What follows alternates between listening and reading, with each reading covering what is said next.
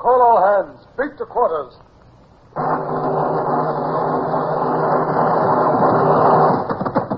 Run out the guns. Stand by the starboard battery. One broadside into it, if you please, Captain Bush. Pointers on target. Linstops ready. Aye, aye, sir. Ready. Fire!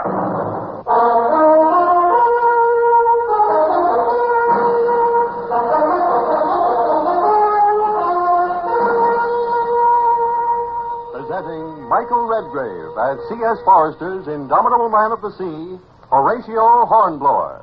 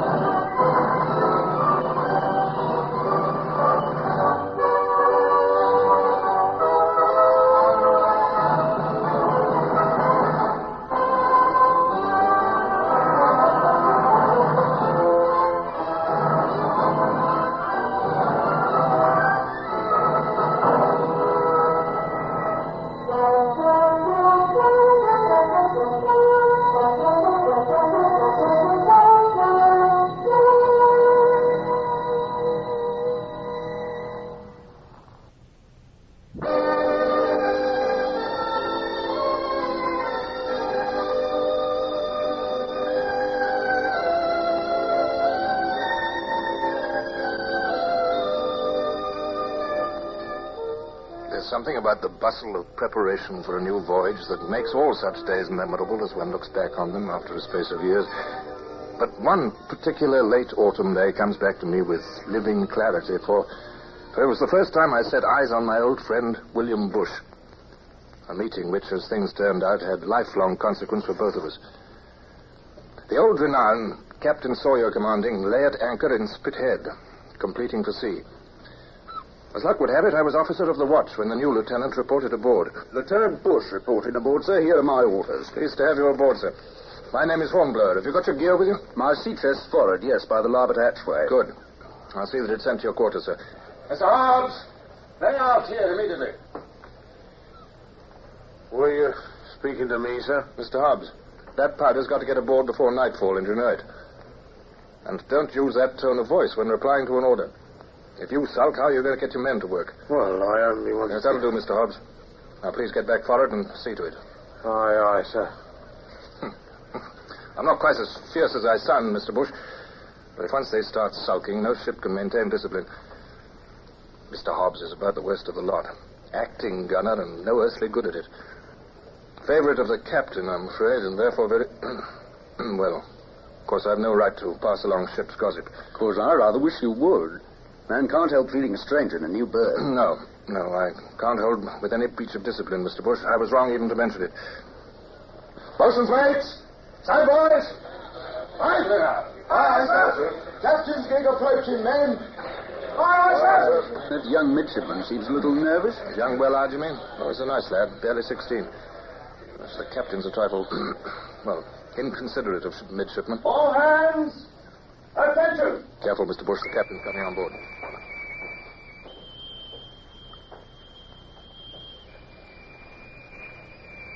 Well, Mr. Hornblower, and who is this officer? Our new third lieutenant, sir. Lieutenant William Bush. Bush? Oh, yes, I see. Came aboard in my absence, did you, Mr. Bush? Why, yes, sir. As Mr. Hornblower has just explained. That'll do. Who told you I was on shore, eh? Why, no one, sir. I didn't even know you were ashore till Mr. Hornblower informed me. So you and Mr. Hornblower know each other already, do you? Well, no, sir. I merely reported to him when I came aboard. So that you and he could have a few private words together without my knowledge. Oh, no, sir. Of course not. I merely... That'll do. I'll have you know I allow no one to conspire behind my back, Mr. Bush. You may report to me in my cabin in an hour. Say, Hornblower, what's up with him? Careful. He's as likely as not to pop straight back up that companionway. He always hopes to catch us discussing him. Tell me, is he quite sane? I hope so, Mr. Bush. We've a long voyage, as I said. I begin to feel it may seem very long, Mr. Hornblower. If I'd realized... Mr. Willard! Aye, sir? Bring 2 hands at once and see to Mr. Bush's sea chest, please. Look lively now.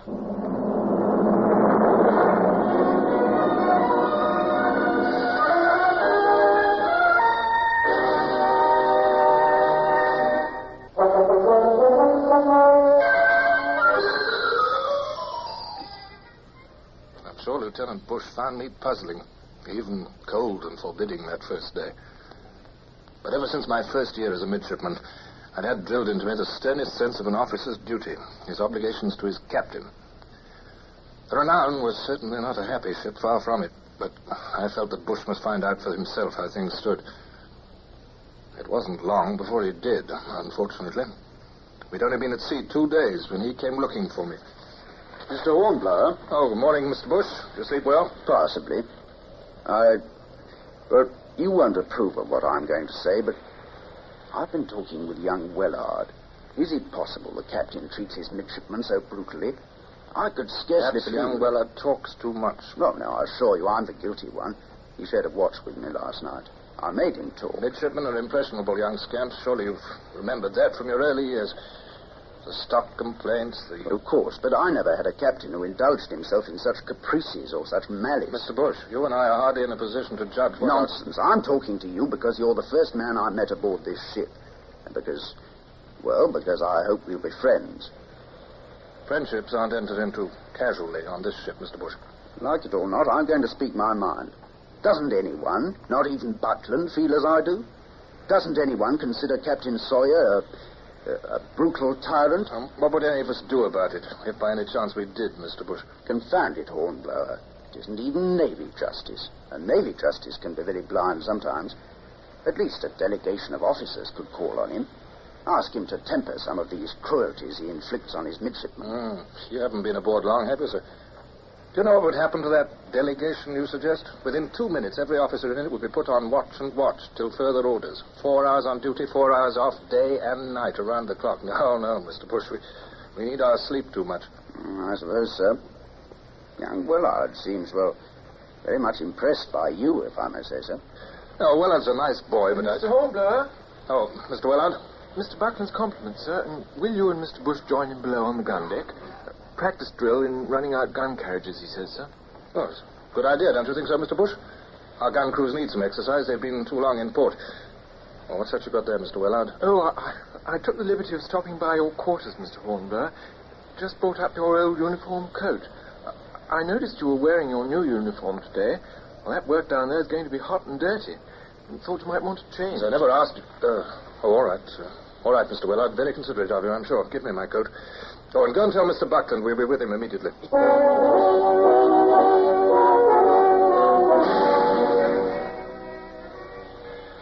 Would it be well, sir, if first I just reminded the men of accidents? In my last trip, I remember the wheels of a 24-pounder came unleashed. Nearly killed 2 men before we made it fast. We've had experiences of our own with runaway guns, eh, Hornblower? We have, sir. But repetition does no harm. By all means, warn the men again. Yes, sir. Attention now, all hands. You can expect some warm work today, men. Before we roll a wheel or untie a single gun carriage, remember this. A loose cannon can be a dangerous thing. I advise you never to leave a gun without some tackle fastening it to the... What's going on here, Mr. Buckland? Why, a gun practice, sir. I received your permission, sir, if you'll recall. And Mr. Hobbs, our acting gunner, what of him? He's only this instant arrived down here with me. Mr. Hobbs, were you or were you not informed of this exercise? I was not informed, sir. Indeed, I wasn't. It was as much a surprise to me as it was to you, sir. Please, I expect it was mostly my fault. I looked for Mr. Hobbs when Mr. Buckland announced the drill. I looked from everywhere in the ship. That'll do. Sir, may I make a request? What is that? That you hear the midshipman out, sir. I feel certain that Mr. Willard can explain. Thank you, Mr. Hornblower. I don't require any explanation. You may be sure I've taken note of your insubordination, Mr. Willard. Mr. Willard, I believe, knows about beatings from past experience. Eh, Mr. Hobbs? I may perhaps let him off one on this occasion, but the next time there's any sign of disobedience, Mr. Willard, beware!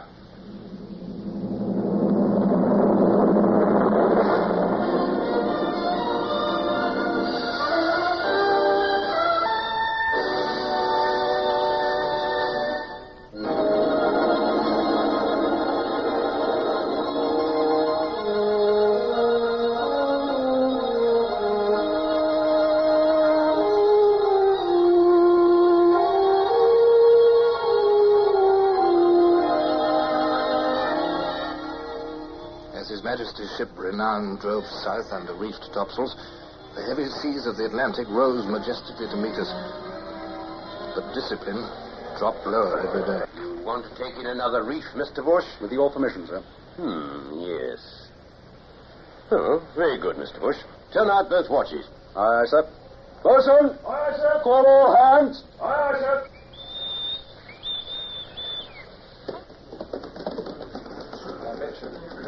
And have you nothing better to do than to stand there merely watching, Mr. Hornblower? I'm sorry, sir. I was only waiting till my men reached their station amidship, sir. All hands to reef topsails. All hands.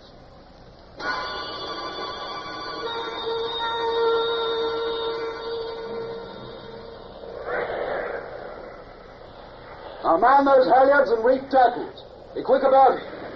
I think they're ready to haul now, sir. Yes, Mr. Bush, I have eyes. Haul on those reef tackles, men. Let's be lively.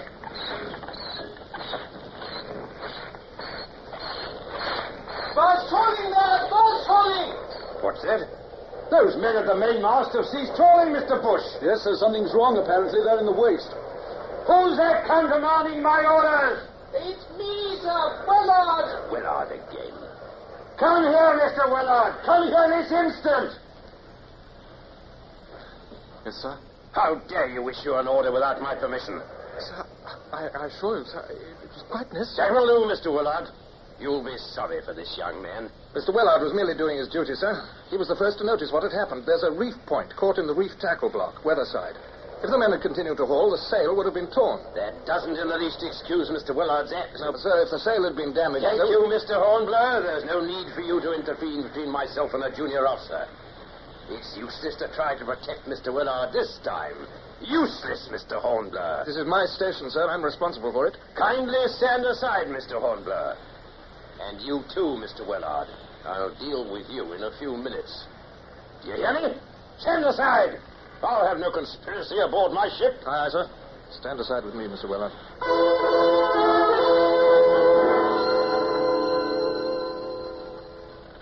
Now, Mr. Hobbs. Yes, sir. I am here, sir. You have your rat and cane with you, I trust. Oh, yes, sir. As you see. Ah, yes. Ah, yes. Quite beautiful, too. Mounted with silver. Ringed every few inches by a large joint, I notice. Have you observed Mr. Hobbs's beautiful cane, Mr. Willard? I have, sir. Pick the two sturdiest of your mates, Mr. Hobbs. This young gentleman may need pinning down. Then take him into the main cabin there, under the poop, and see to it that justice is executed. But Captain Sawyer... Silence, Mr. Hornblower. Are you ready, Mr. Hobbs? I'm ready, sir. Take him away. I saw a cruel smile on the captain's face as the rest of us waited on the quarterdeck. But if he hoped to hear a scream or cry from Willard, he was disappointed. A quarter of an hour passed. The captain went to his cabin. And at last, Willard came back again, walking stiffly, his face white and set and strained. There was compassion in Bush's eyes as the boy saluted him. I began to like Bush better from that moment. A savage business, Hornblower. That poor lad's been badly used. Oh, Captain Sawyer, sir. I didn't see you. Wind's still freshening, sir. So I observe. Well, Mr. Willard at work, is he? Yes, sir. Checking our eyeglasses. Possibly Mr. Willard has learned better than to conspire against his captain, lawfully set over him by His Majesty King George. You make no reply, Mr. Willard. Mr. Hornblower still here, too. Mr. Willard seems to be sulking, Mr. Hornblower. I don't think so, sir. He probably didn't know what to say, sir. Perhaps Mr. Willard's mind is dwelling on what lies behind him. Behind him, yes. Rather good, eh, Mr. Willard? Yes, sir. Mr. Hobbs's cane did its work well, but possibly not well enough. We'll see. Sir, wind's coming off. Do you think perhaps another reef... Don't interrupt me, Mr. Bush. Tell me the truth, Mr. Willard. You sought to hold me up to derision before the hens, did you not? No, sir, indeed not, sir. You and Mr. Hornblower together You plotted and you planned so that my lawful authority should be set at naught. No, sir. To make a figure of fun, to undermine my influence with the crew.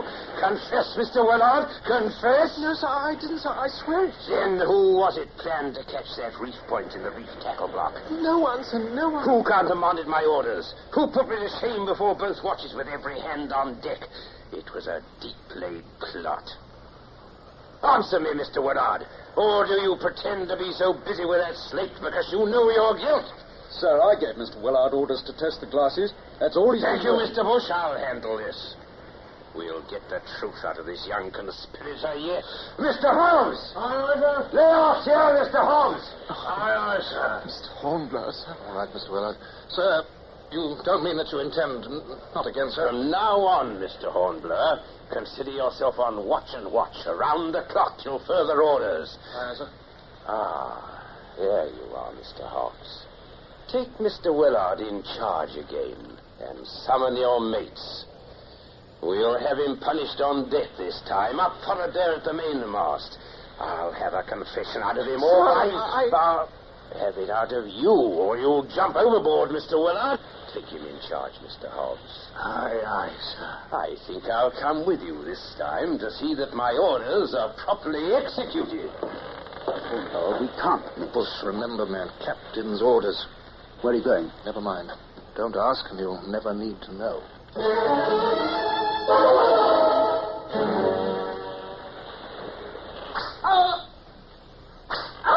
Sir, Captain Sawyer, sir. The gun is loose. What? Where? Below on the gun deck, sir. Do you hear it, sir? Bumping and plunging, too, in this here sea. I came as fast as Yes, I... I hear it too. Mr. Hobbs, put down that cane and get below. Aye, sir. Call the off watch. Bring our hammocks. Now, hurry. You're acting gunner, aren't you, Mr. Hobbs?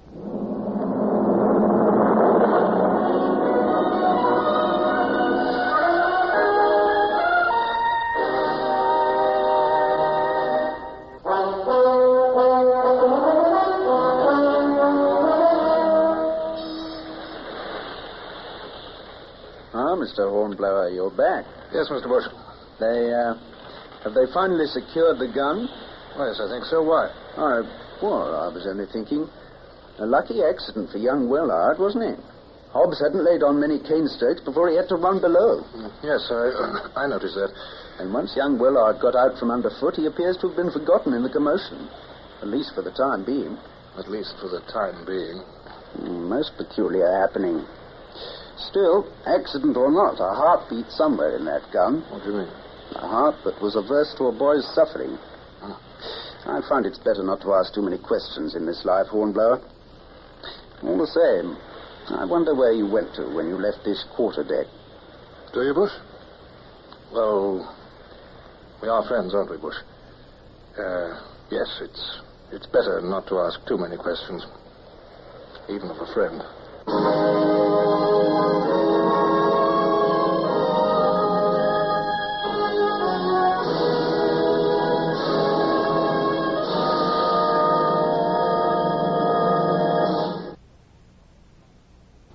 Horatio Hornblower, starring Michael Redgrave, is based on the novels by C.S. Forrester. Music composed and conducted by Sidney Torch. Produced by Harry Allen Towers.